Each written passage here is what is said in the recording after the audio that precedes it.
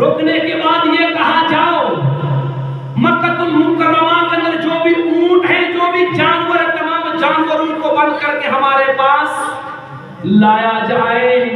اس وقت کعبۃ اللہ کی دیکھ ریکھ خزانچی متولی تمام کعبۃ اللہ کی دیکھ ریکھ حضرت عبد المطلب خود سنبھالا کیا کرتے تھے. حضرت عبد المطلب کون ہیں؟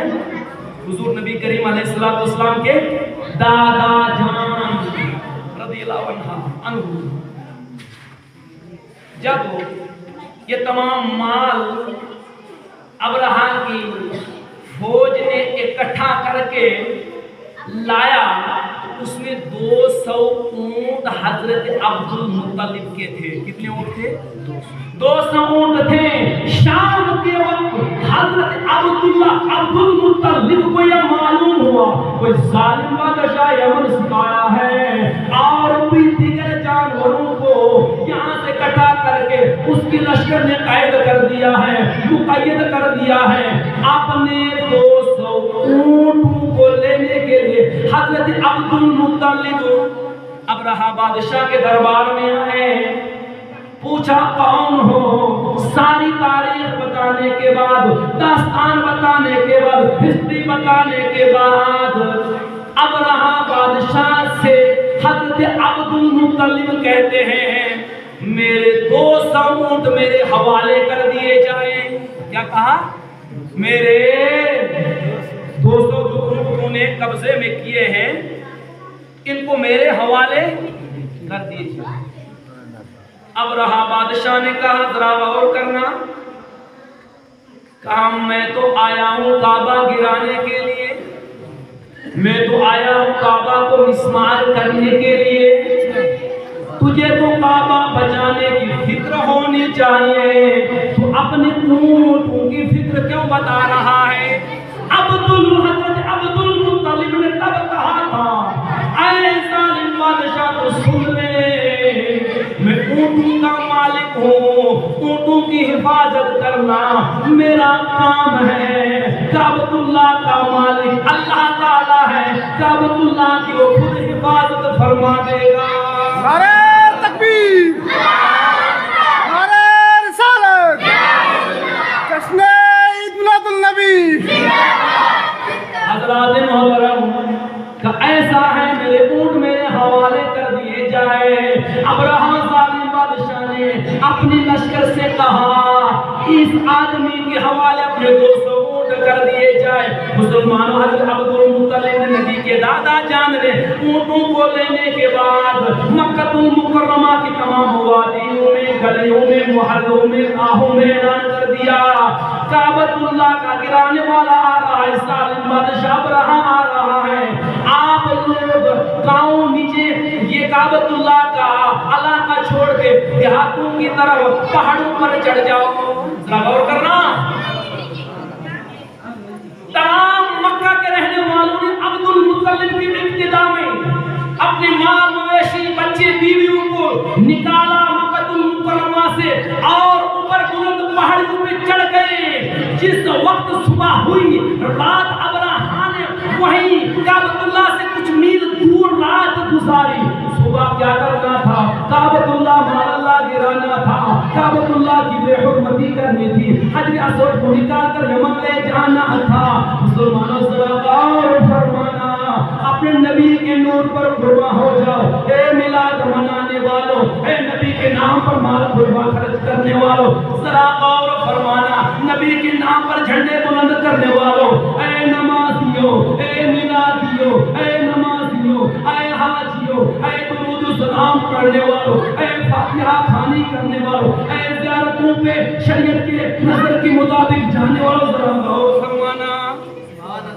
حضرت عبد المطلب نے جب ان کو لوگوں کو وہاں سے نکال دیا, نکالنے کے بعد کیا ہوا؟ کعبۃ اللہ کے خاص دروازے کے صحن میں جاتے ہیں, اللہ کی بارگاہ میں دعا کرتے ہیں پروردگار میرا اختیار اپنے اونٹوں پر تھا, میں نے اپنے اونٹوں کو سنبھال دیا, میں نے اپنے اونٹوں کو ظالم بادشاہ سے چھڑا دیا ہے، آزاد کرا دیا ہے، اب تو ہے کعبۃ اللہ کا مالک۔ میری بہو حضرت آمینہ کے وطن میں جو مبارک بچہ ہے، اس مبارک بچے کے صدقے میں وسیلے سے تو کعبۃ اللہ کی حفاظت فرمانا۔ ابھی پیٹ میں بچہ ہے، نبی کی میلاد 55 دن کے بعد ہونے والی ہے۔ عبد المطلب نے یہ دعا کرنے کے بعد مکہ المکرمہ کی چوٹیوں پہ چلے گئے۔ صبح کے وقت ابرہہ بادشاہ نے لشکر کو اٹھایا، سب سے آگے بڑا ہاتھی جس کا نام محمود تھا، ہاتھی کو اٹھایا۔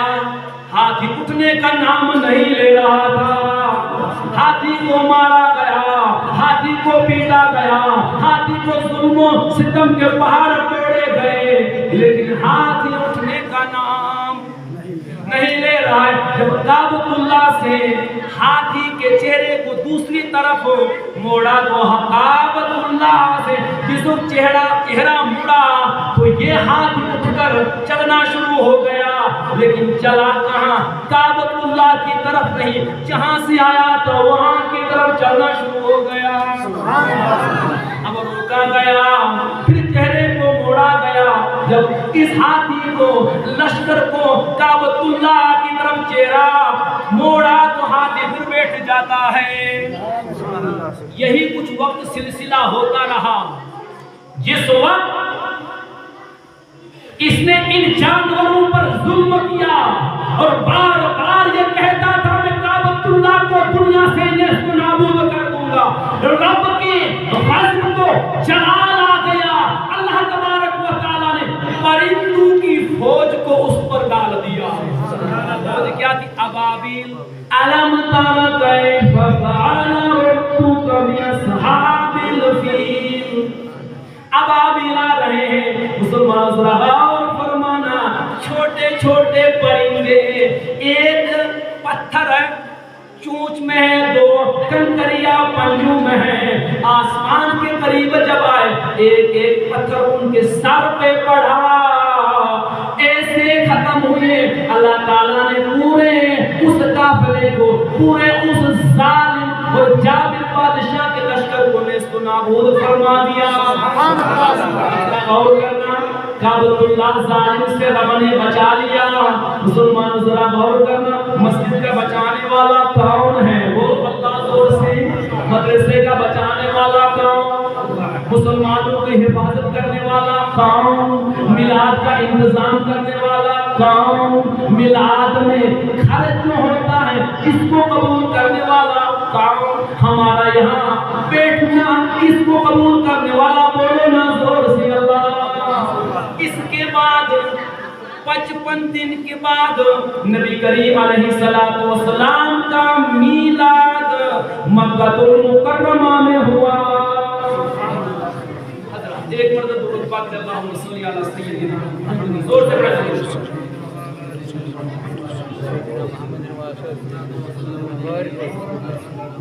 برادران ملت اسلامیہ، ہم کتنے خوش نصیب ہیں، اللہ تعالیٰ نے ہمیں میلاد کی محفل سجانے کی توفیق عطا فرمائی۔ ہر وہ مجلس میلاد ہے، ہر وہ محفل میلاد ہے جس محفل کے اندر نبی کا نام لیا گیا، ہر وہ محفل میلاد کہلاتی ہے۔ جو میلاد کے منکر ہیں اور میلاد کو بدعت کا فتویٰ دیتے ہیں، وہ بھی اپنی مجلسوں میں نبی کا نام لے کر بھی میلاد کا انکار کرتے ہیں۔ میلاد کہتے کسے ہیں؟ نبی کی عظمتوں کو بیان کرنا، نبی کی بلندیوں کو بیان کرنا، نبی کے معجزات کو بیان کرنا، نبی کی رفعتوں کو بیان کرنا، نبی کے اعلیٰ مقام کو بیان کرنا، اس کو میلاد کہتے ہیں۔ سبحان اللہ۔ علامہ اقبال نے کیا کہا؟ محمد کی محبت دین حق کی شرط اول ہے، شرط قوم نہیں، شرط نہیں، شرط چارم نہیں، شرط پنجم نہیں، شرط ششم نہیں، بلکہ گائے مسلمانوں تو تب ہی مسلمان ہو سکتا ہے نبی کے ساتھ صحیح طریقے سے محبت کی جائے۔ اب محبت کسے کہتے ہیں؟ جھنڈے لگا دینا یہ بھی محبت میں آتا ہے، لیکن اس سے پہلے کیا ہے مسلمانوں؟ ذرا غور کرنا، اے میری ماں بہنوں ذرا غور کرنا، نبی کریم علیہ الصلوۃ والسلام سے ماں قبل ہماری بچیوں کو ظالم باپ اپنے ہاتھوں سے زندہ درگور کر دیا کرتے تھے۔ یعنی زندہ درگور میں آسان الفاظ میں بتاؤں گا، جس گھر میں بچی پیدا ہوتی تھی نبی کے آنے سے، زور سے بولا کرے نا ثواب آئے، نبی کے آنے سے پہلے جس گھر میں بچی پیدا ہوتی تھی اس گھر کو بہت بری نگاہ سے معاشرہ دیکھا کرتا تھا۔ وہ باپ کیا کرتا تھا؟ وہ باپ سر کو ذلت کی وجہ سے جھکا دیا کرتا تھا۔ اہل کنبہ، خاندان والے، برادری والے، رشتہ دار، گاؤں والے، دیہات والے، آس والے، پڑوسی، دور والے پڑوسی، سارے اس باپ کو تانا دیا کرتے تھے۔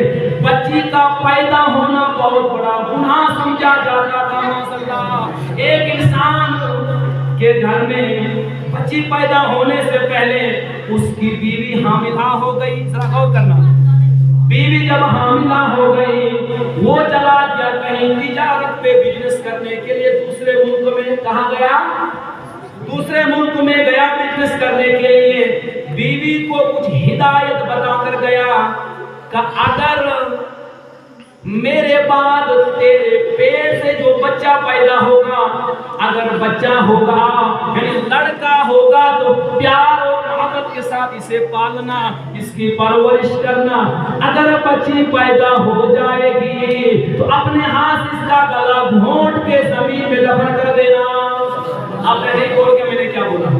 اگر بچی پیدا ہو جائے تو زندہ رہنے کا بچیوں کو حق نہیں تھا۔ اے مسلمانوں کی بچیوں، اے مسلمانوں، نبی آنے سے بچیوں کو زندگی اللہ نے عطا فرما دی۔ بچیاں اللہ کے نبی ارشاد فرماتے جس نے ایک بچی پالی، پرورش اس کی دین پڑھایا، وہ انسان جنتی ہے۔ جس نے دو بچیوں کو پالا اور پڑھایا وہ بھی جنتی ہے۔ جس نے تین بچوں کو اپنے گھر میں پالا، اسلام پڑھایا، مذہب پڑھایا، پردہ بتایا، اسلام کا مقام کیا ہے، حضرت نبی پاک کا مقام کیا ہے، میلاد کا مطلب کیا ہے، نماز پڑھنے کا ثواب کیا ہے اور نماز نہ پڑھنے کا ثواب کیا ہے۔ جس نے تین بچوں کو پالا، پیسہ پڑھایا، اللہ کے نبی ارشاد فرماتے ہیں فی الجنہ، وہ جنت میں داخل ہو جائے گا۔ اب نبی کریم علیہ السلام کے آنے سے پہلے کیا بولا اس انسان نے؟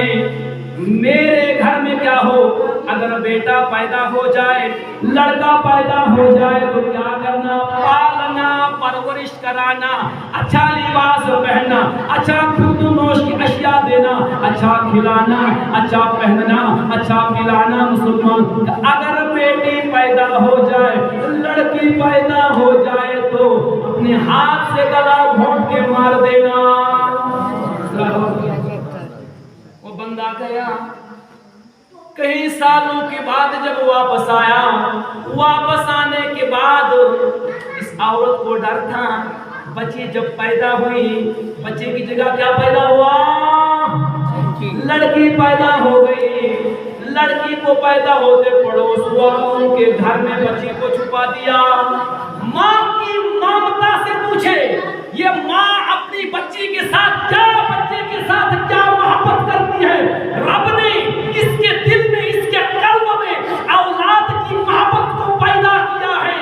اس ماں سے پوچھا جائے، آج وہی بچہ، وہی بچی کا باپ کہتی بیٹا میں بیمار ہوں، 1000 روپیہ کا مجھے ضرورت ہے، اتنے کی دوائی آنے والی، میری سر کی چادر پرانی ہو گئی ہے، باہر جاتی ہوں محلے والی عورتیں تانا دیتی ہیں مجھے ایک چادر کی ضرورت ہے، ملازم بیٹا، بزنس کرنے والا بیٹا، گاڑی میں بیٹھنے والا بیٹا، بنگلے میں بیٹھنے والا بیٹا، ماں کو پیسے دینے کی بجائے خدمت کرنے کی بجائے ماں کے ساتھ بدتمیزی کرتا ہے۔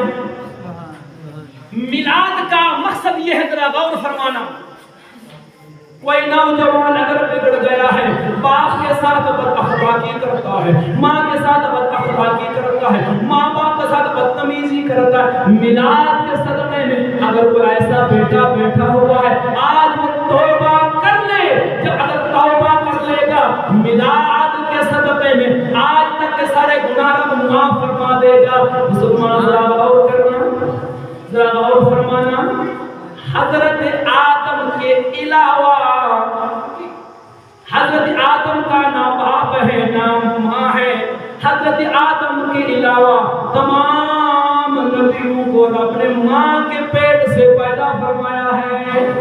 ذرا غور کرنا، جنت کہاں ہے؟ عرش معلی۔ ماں کی عظمتوں کو اللہ کے نبی نے بیان فرمایا۔ اے